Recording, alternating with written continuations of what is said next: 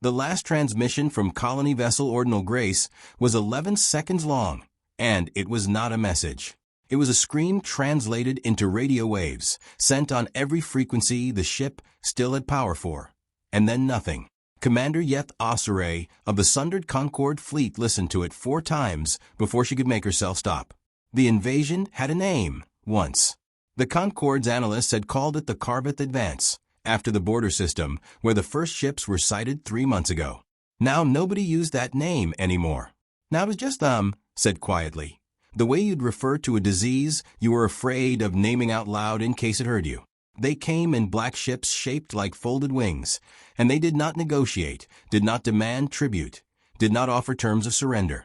They simply arrived, and systems went dark behind them.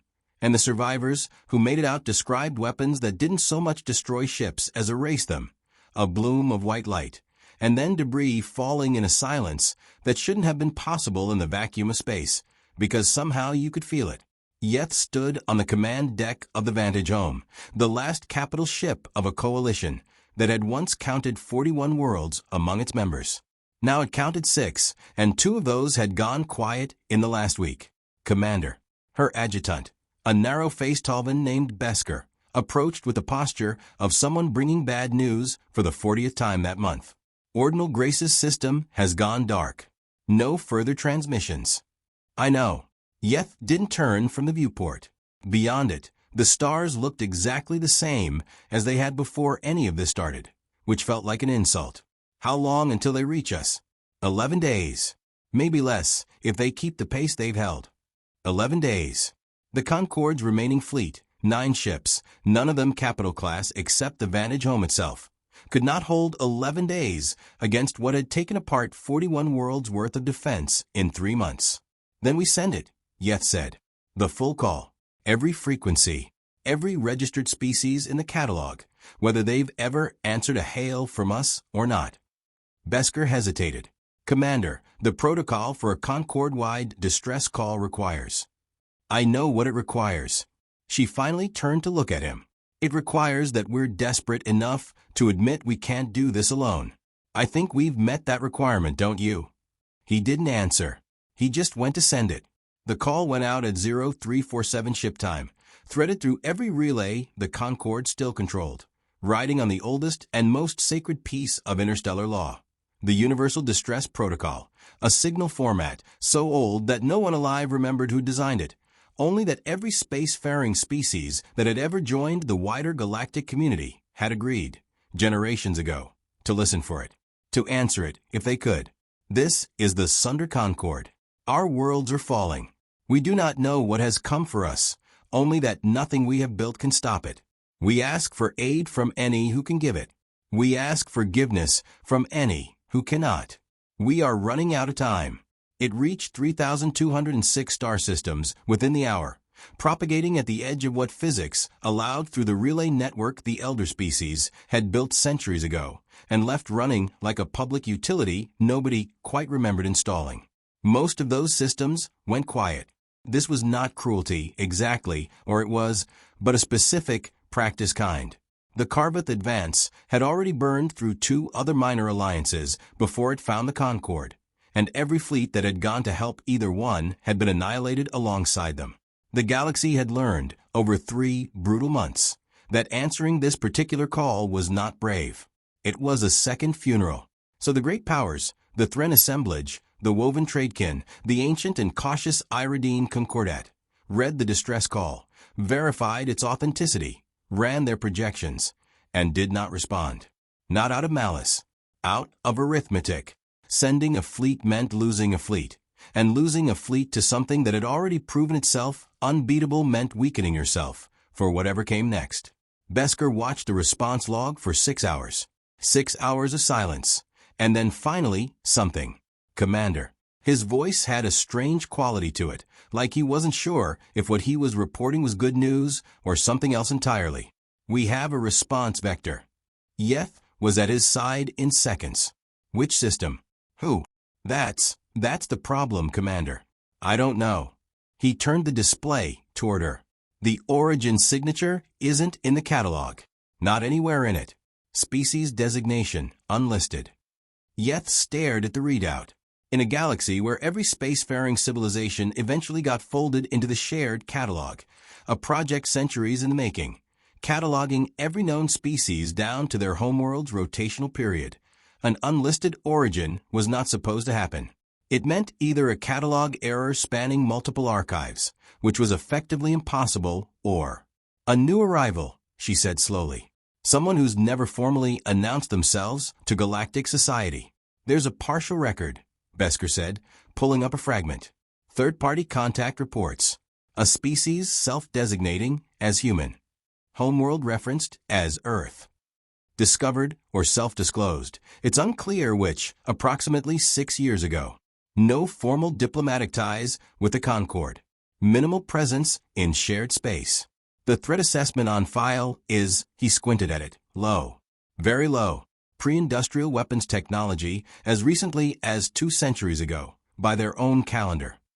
Yeth felt something in her chest that she recognized uncomfortably as hope, and something else underneath it that she couldn't yet name. They're answering, she said. A species nobody's heard of, with a threat rating that low, is the only one answering.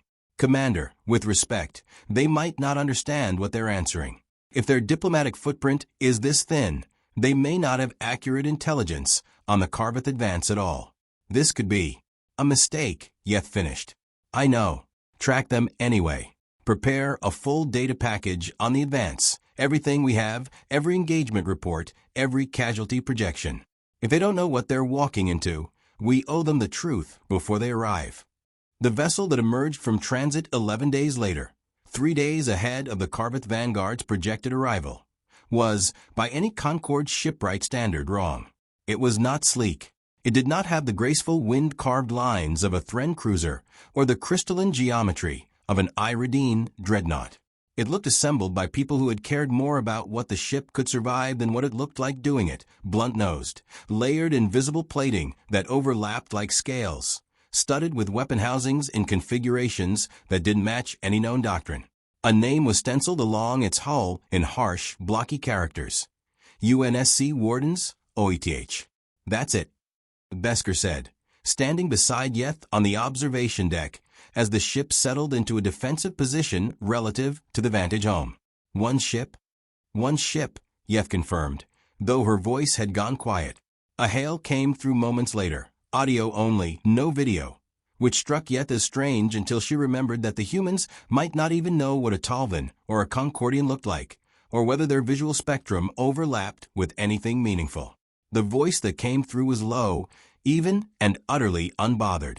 Sundered Concord vessel. This is Captain Elena Reyes, UNSC Warden's Oath. We receive your call.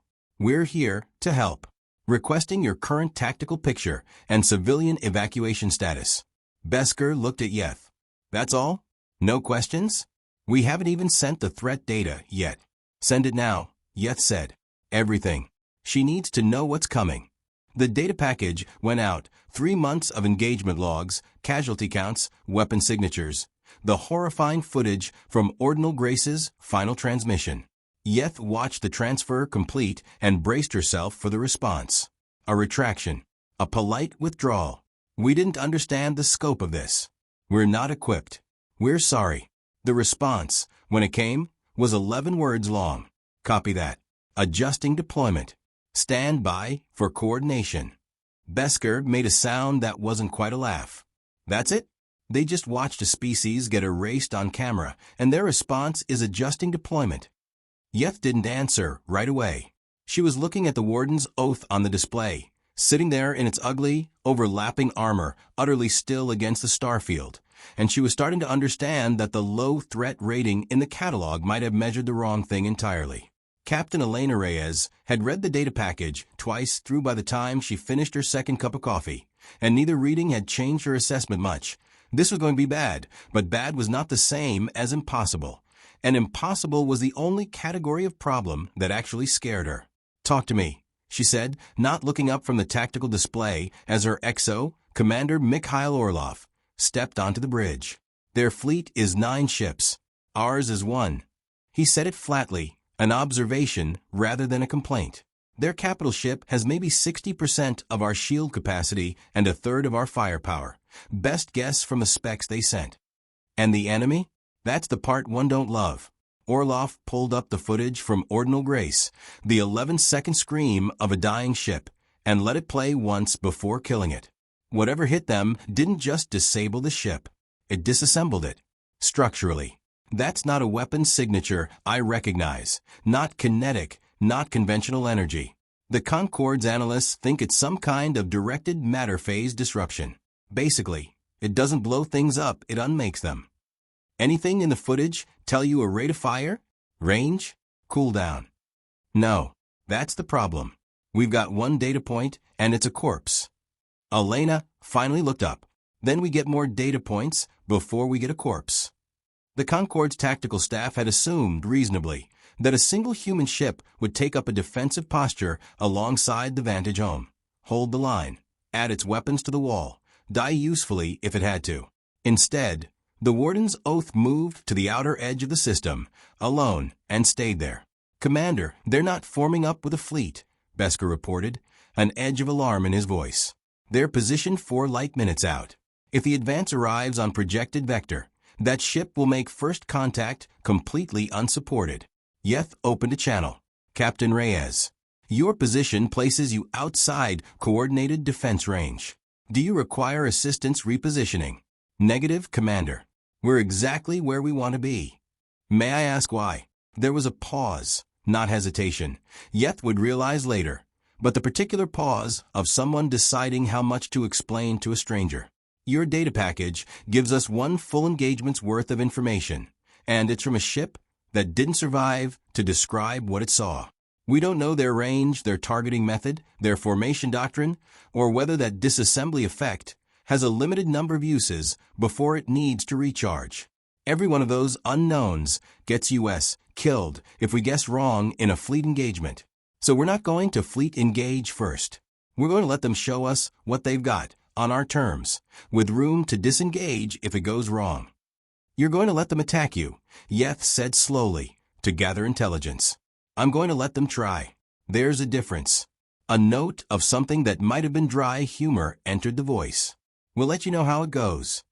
Beskar, listening on the same channel, muttered something Yeth chose not to translate for the record. It amounted to, "These people are insane." Yeth wasn't sure he was wrong, but she found she wasn't sure he was right, either. The Karvith Vanguard arrived 9 hours early. Later, Concord analysts would debate whether this was deliberate, a psychological tactic, arriving ahead of projection to catch the defenders unsettled, or simply a difference in propulsion efficiency the Concord sensors had mismeasured. It didn't matter in the moment. What mattered was that the alert klaxon on the Vantage home screamed to life while half the crew was mid-shift change, and the black, folded-wing ships began to bleed out of transit space at the system's edge, formation after formation, more than the projections had estimated. 40 ships, then 60. The count kept climbing on the display until Beskar simply stopped updating it out loud. And the Warden's Oath sat alone at the edge of that swarm for light minutes from the nearest friendly hull, and did not retreat. "They're going to die," Beskar said, quiet and certain. "Commander, they're going to die, and we're going to watch it happen on a 12-second delay." Yeth said nothing. She was watching the tactical plot, where a single human icon held position against 60-plus enemy contacts, and she found she could not look away. The first exchange happened fast, faster than Concord sensors could fully parse in real time. A cluster of Karvith ships broke from the main formation and closed on the Warden's Oath, and the same white bloom of light that had erased Ordinal Grace lit up the display. Yeth's stomach dropped. Then the telemetry resolved, and it wasn't the human ship that had been hit. The Warden's Oath had moved, not away, not into a defensive crouch, but forward, cutting inside the effective range of whatever that disassembly weapon needed to charge, close enough that the Karvith ships couldn't bring the weapon to bear without risking their own formation. And then the human ship's weapons fired, not the graceful, precise energy lances the Concord favored, but something blunt and overwhelming, a saturation barrage that didn't try to be elegant about killing 3 enemy ships in under a minute. "There," Beskar's voice cracked slightly. "Commander, they baited the shot. They let the weapon fire, tracked its charge signature, and closed the distance before it could cycle again." How did they know it needed to cycle? I don't think they knew. I think they bet on it. And they were right.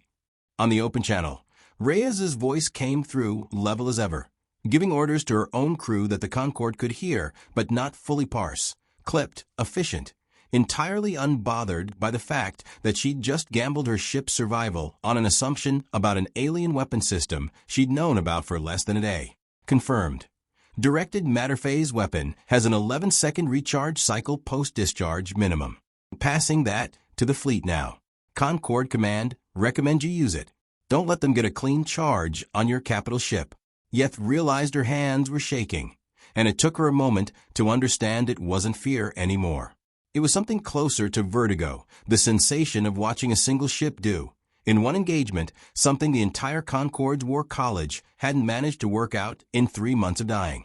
The battle that followed lasted 6 hours, and by the end of it, Concorde historians would struggle for decades over how to describe what they'd witnessed, because none of their existing vocabulary quite fit. The Concorde's own doctrine was built around proportional engagement, match force against match force, ships peeling off to disengage when losses exceeded acceptable thresholds, formations built to preserve as many lives as possible even at the cost of tactical opportunity. It was, in its own way, an honorable system. It had also, over 3 months, lost 41 worlds.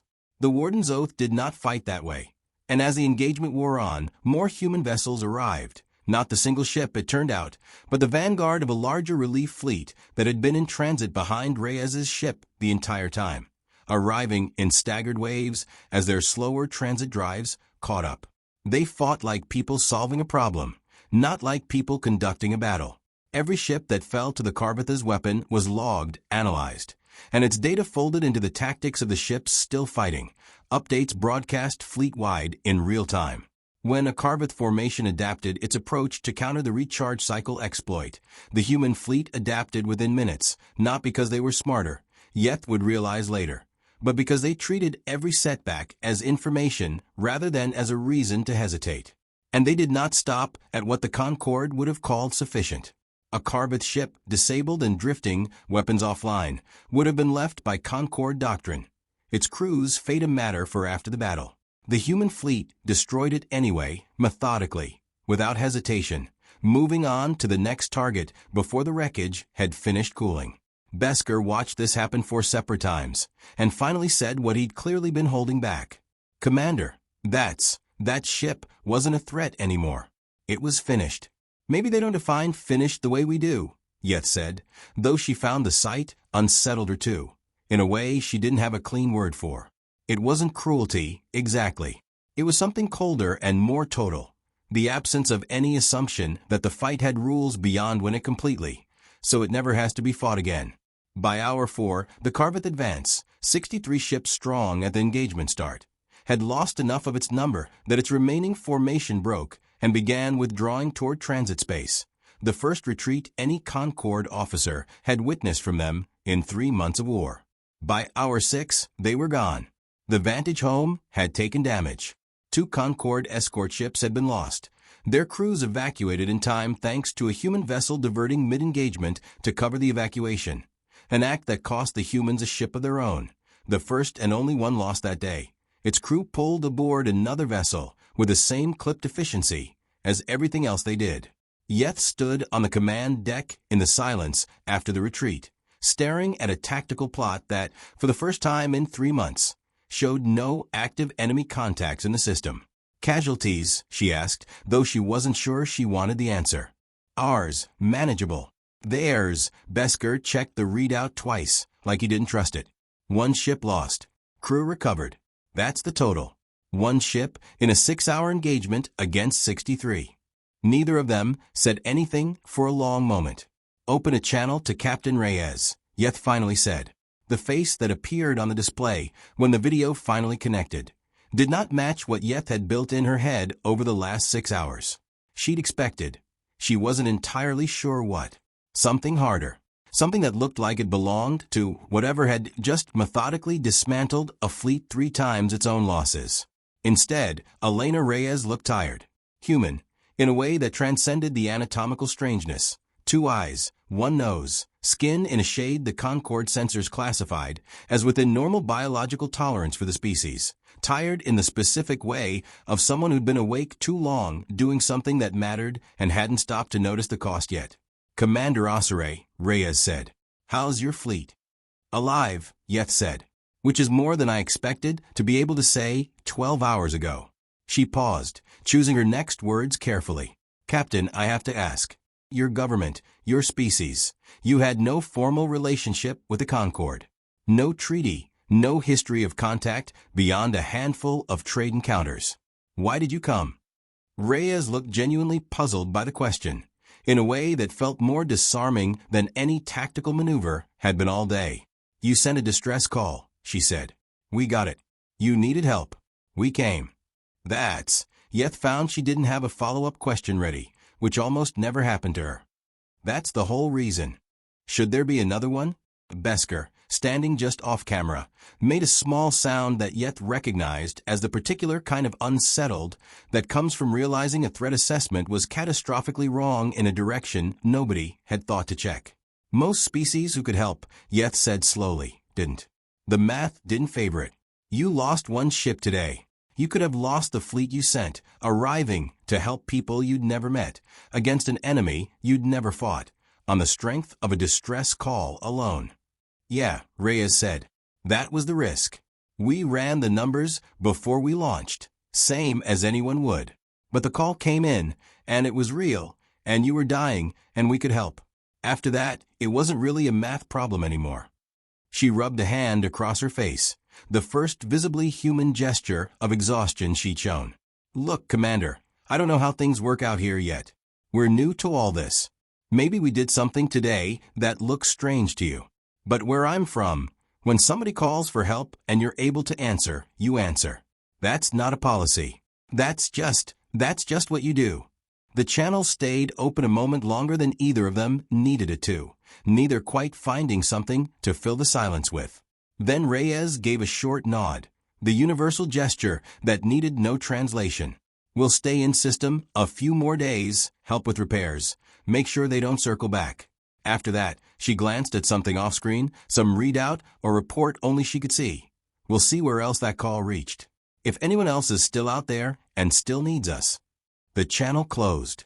Yeth stood in the quiet of the command deck for a long time afterward, looking at the space where the human ship's icon sat on the tactical plot, unremarkable now, powered down to standby, just another vessel among the wreckage of a battle it had helped win. Commander, Beskar said eventually, his voice careful. The threat catalog, the one that rated them low risk. Should we rewrite it? Yeth said. Every entry, weapons capacity, tactical doctrine, all of it. She paused. And add a note the analysts will actually read this time. What note? Yeth thought about the 6-hour battle, about a ship baiting an alien superweapon on a guess and being right, about a fleet that treated every dead crew member as data rather than as a reason to slow down, about a captain who looked honestly confused that gratitude required an explanation. Note that the greatest danger a species can pose, she said, isn't how hard they hit. It's what happens when they decide, without hesitation and without a treaty requiring it, that your survival is worth risking their own for. Because once a species like that decides you're worth saving, she looked back out at the stars, calm now, indifferent as ever to everything that had almost ended beneath them. Nothing in this galaxy is going to be able to stop them from doing it. Beskar didn't respond right away. Outside the viewport, the wreckage of 63 ships drifted in the dark, and somewhere in that debris field, human recovery teams were already working, methodical and unbothered, moving on to whatever came next. 3 days later, the Warden's Oath and its escorts departed the system, following the distress call's trail to the next world it had reached, and the next after that, leaving behind a fleet that would never again describe humanity as low risk, and a galaxy that was only just beginning to understand what it had asked for when it sent that first call into the dark. The end.